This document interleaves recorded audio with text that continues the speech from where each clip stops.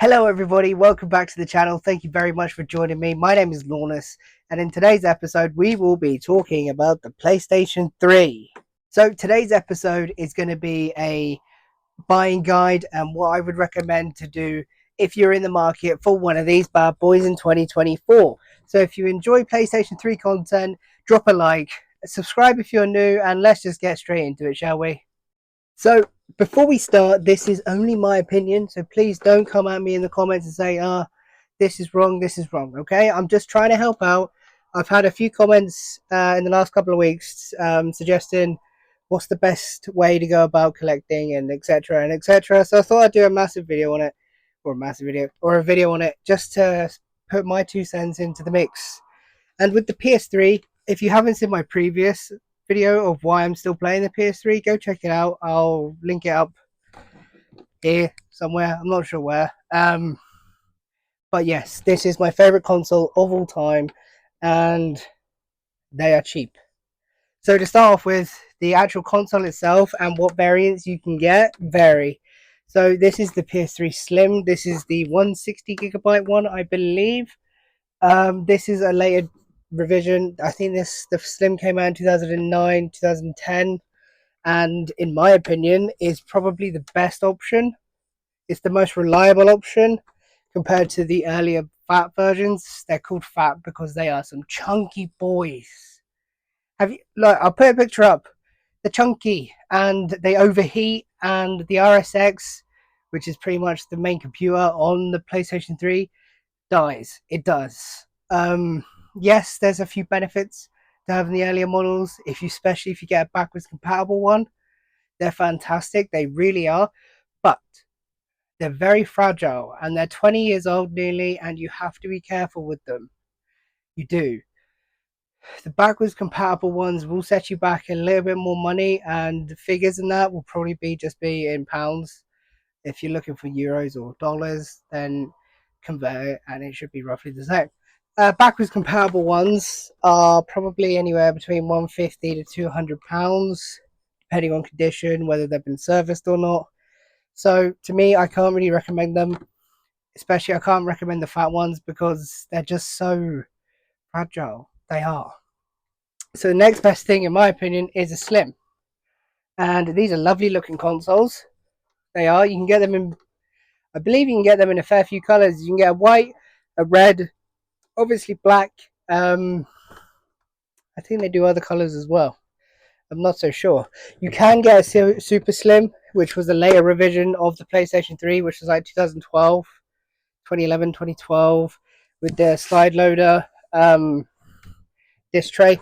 But to me, the quality of them just went down the pan, and do you know what? I don't like them. I really don't. They come in a 12 GB and I think a 500 GB. Don't quote me on the last one, but it's pretty good for storage. But they're just, build quality is not there. Build quality is not there. So this bad boy would be my first recommendation. Get a PlayStation 3 Slim. These are cheap. They are. You can pick a PlayStation 3 Slim up for like £40, $50 full. Usually with games and controllers and everything. So my first recommendation, PlayStation 3 Slim. Get the Slim model before you get anything else. Now, so if you're worried about controllers and if you don't have PlayStation 3 controllers, fear not, my friends. This should come to no surprise, but you can play any controller from the PlayStation on the PlayStation 3. You can play with the PS4 controller, obviously a PlayStation 3 controller. However, you can also play with a PlayStation 5 controller. So if you don't have any controllers and you've only just picked up the system, but you have a PS4 or even a PS5, literally these work perfectly. There is a couple of things you can't do. It's like the start button doesn't work. From my experience anyway. You just plug them in with their charger cable, and yes, you can set up Bluetooth with them as well. You just need to go into your Bluetooth settings on the PlayStation 3 and you can set these up wirelessly, so you don't have to play them wired, which is a fantastic thing. And in my opinion, between me and you, the PS4 controller is the best controller Sony's have done. Yeah, I said it. And you can play whatever controller you want, and they will work fine. They do.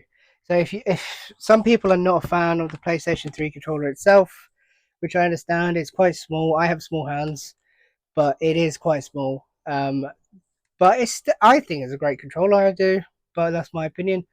So yeah, if you just buy a console with nothing with it, with a power cable and HDMI, then you can still use your PS4 controller or even your PS5 controller if you have one in 2024. It's not an issue at all. Now, that's sort of like the hardware side of things done. There is a lot of accessories and stuff you can get. If you're looking to use headsets on the PlayStation 3, you kind of need period headsets if you want to use Bluetooth. I've had some issues with setting up headsets on the PS3. However, if you have PC headsets of the time, so like the USB ones, they work well because you can just flick them into the USB and you should be able to, in theory, straightforward, is to hook them up and have the sound go through your headphones. However, for me, I don't need to use the headphones because I play on the TV or my monitor and I have sound coming through it anyway. But if you are looking for a headset and you are looking for that experience through the headphones, it's not too bad. There are guides on the internet to help with stuff like that. But don't be put off. It's not a bad thing. It's not a hard thing. It's okay. Promise you, it's okay. I'm here. I'm not the be all and end all. I don't know everything. I just have a voice. And if you don't like listening to the voice, well, unlucky. So, when it comes to me recommending games for the system, it's one of two things. Obviously, I have a vast collection behind me with about 200 games. I haven't counted in a while. I'm not collecting everything. I'm just collecting games that either pique my interest or I think is very or I've had really from my childhood. But if you're looking at getting into the PlayStation 3 and looking for games to buy for it before any others, I would suggest platform only games. So games that are only on the PlayStation 3 system that don't have remasters, that don't have PC ports, even though most of them kind of do. But alas, you wouldn't be playing the PlayStation 3 if you wanted them on PC now, would you? So you're looking at period correct games that haven't got remasters or anything like that. This is just a few. I would also recommend getting the games that are only on PlayStation and are sort of locked to the PlayStation 3, such as Heavy Rain. I know it's got a remaster, but the original on the PS3 still holds up. It's a very good game as well. And as you can see, it cost me £1.50 from CEX. Hey, it's a great game for £1.50, let me tell you. So a couple of like games that have gone up, gone down recently over the last like month or two, probably due to the Xbox 360. I'm not gonna lie. 50 Cent Blood in the Sand. You would have seen in a pickup video of mine probably a couple months ago now. I picked this up. I picked it up cheap, but I think the going rate is about 15, £18. I'll put a screenshot up of CEX's prices. Yes, because eBay and everything else is sort of the same price as CX nowadays anyway, so it makes sort of no difference where you shop. But 50 Cent Blood of the Sand, I believe, is platform only, so it's 7th gen, so it's Xbox 360 or PS3. Um, Let me know in the comments down below if it is. I believe it is. So yeah, it's a game that keeps going up little bit by little bit. It was £10 or £12 at the start of the year. It's now 18, so it's a slow burner, but it's a good game as well. I would highly recommend you playing it. I really would. I've got Def Jam 5 for New York. I haven't played it yet. I'm getting there, okay? Next up is just Skate 3. I know there's a new Skate in the works, so if you're looking for just to relive your little, I don't know, emo childhood, Skate is great. I love Skate so much. I prefer Skate 2. It's just my opinion. They're not that expensive. They sort of hold their own value. I think this is like £8 from CEX. Well worth the money, in my opinion. Well worth the money. Um, the next up is Midnight Club LA Complete Edition, and this game is my favorite, probably my favorite game on the system on the PS3. I love racing games so much. I am collecting them actively for the PlayStation 3, and this one is the best one on the system. If you're looking for a great racing game, this is one where to start. And you can get this for about a fiver, I think, £6, £7. You don't have to get the complete edition, but this one comes with everything, and it is a great game. Next one, this has gone down, I think, recently, so it could potentially be a really good pickup. It's gone down to about £10, I think. The Saboteur. Haven't had the chance to play it. I've heard nothing but good things about this game. It's meant to be really good, and I'm always looking forward to actually playing it. I just haven't actually had the chance to yet due to work and everything else. But yeah, it's gone down, I believe, in £10.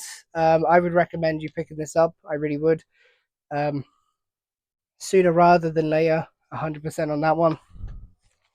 Next up is a different one. This one keeps fluctuating up and down in price. Twisted Metal. This is a PlayStation only game, and the Twisted Metal franchise is a very good franchise, and it's quite expensive. But the PS3 entry is not too bad. It fluctuates between 15 to 22, 25 quid. I think at the minute it's around 15, £18. Again, screenshots will be going up. But yeah, it's another PlayStation Network only game. I would recommend because PlayStation only games are always going to hold their value and potentially go up if you're looking to not earn money from it, but hold your investment. If you're investing, hard money into it without playing, I don't know. Twisted Metal is a very good game. This one went out of stock recently in CEX. Dead to Rise Retribution. You would have seen this on my holiday pickups video. It only cost me a tenner at that time, but then it shot up to 15 and was out of stock for a long time in CEX. I played it on the PS2. I have. It's a fantastic game. I really did enjoy it. Dead to Rise Retribution. Haven't played it yet. I'm still looking forward to playing it, and yeah, I believe there's only it's quite uncommon now. There's only a handful. Last time I checked in CEX. Yeah, it's a recommendation now before it's too late. Dead to Rights Retribution. The last one, everybody sort of knows at this point. Dante's Inferno. It's gone down to about a tenner. It's meant to be a God of War clone. Again, it's another game I haven't actually tried to play yet. My backlog is just too big at this point. But it's gone down. It fluctuates. It holds its price really well. It's a game I would recommend buying sooner rather than later again. So that was only just a handful of games. You can see behind me, like, there's plenty of games for everybody on the system. Most games are cheap. Anything under £10, most of them are quite cheap. A lot of them are expensive. It's very contradicting, I know, but a few of them are expensive.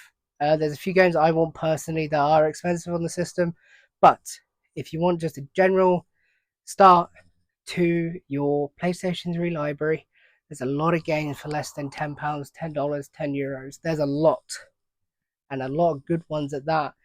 It's just been a small buying guide, and to help anybody who's looking into buying one of these. I'd recommend it highly to get into it. It's like my previous video, why I'm still playing it in 2024. It's because it's the best value console you can buy. It is. And I wanted to do like a little buying guide and just to give my ideas and thoughts on where you should probably start with the PlayStation 3. Not that you should really listen to me anyway, but if you do, I hope this has helped. I love the PlayStation 3. It's my favorite console of all time. This is the PlayStation 3 I would recommend 100% wholeheartedly. And to be honest, you don't need a great monitor or a great TV or just a normal TV with a HDMI port to play it. Plug it in, job done. That's you. That's you finished. Also, I usually get asked, where do I buy my games from? How do I get good deals on the PlayStation 3? To put it plain and simple, I tend to use CEX for a few, like most of the smaller and less expensive games tend to come from CEX, because they're quite easily got and they're not too bad. You always get your 24-month warranty with CEX, that's not a problem. With the more expensive ones, I'm a little bit dubious because CEX doesn't have a with or without manual option. Um, Not for the PS3. So if you buy, for example, Splathouse, or even if you have a look at Forbidden Siren Blood Curse, you don't know if they're actually going to come complete with the manual or anything like that.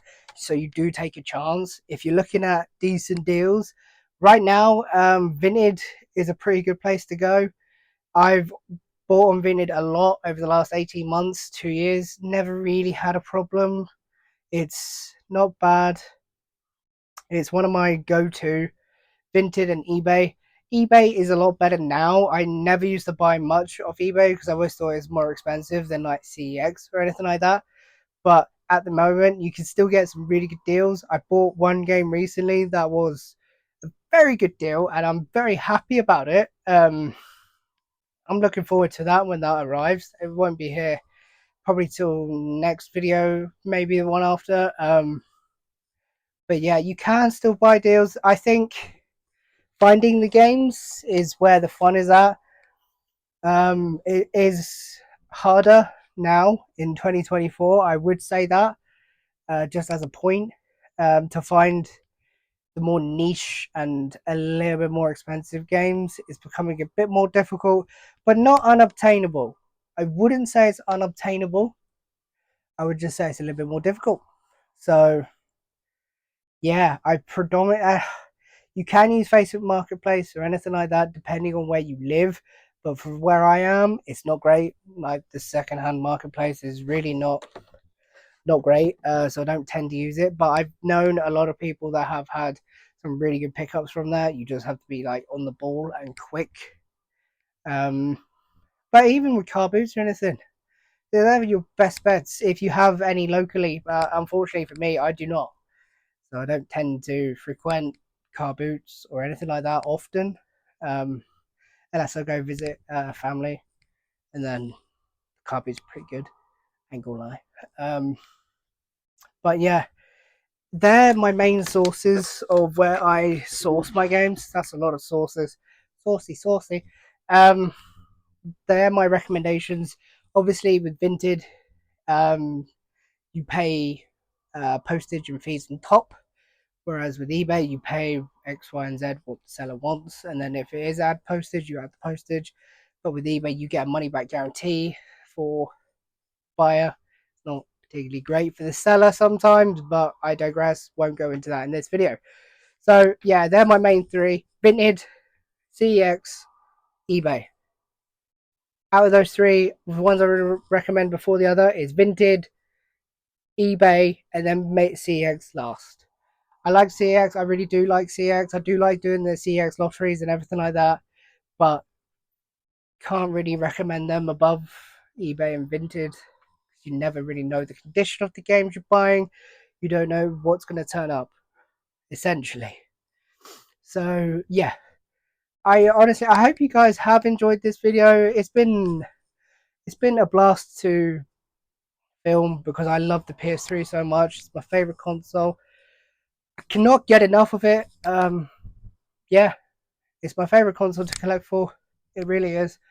If you want to see any more PS3 content, let me know down below. If this has helped anybody, let me know down below. Um, yeah, I have been Lornis. Thank you so much for watching, and until next time, take care of yourselves, guys.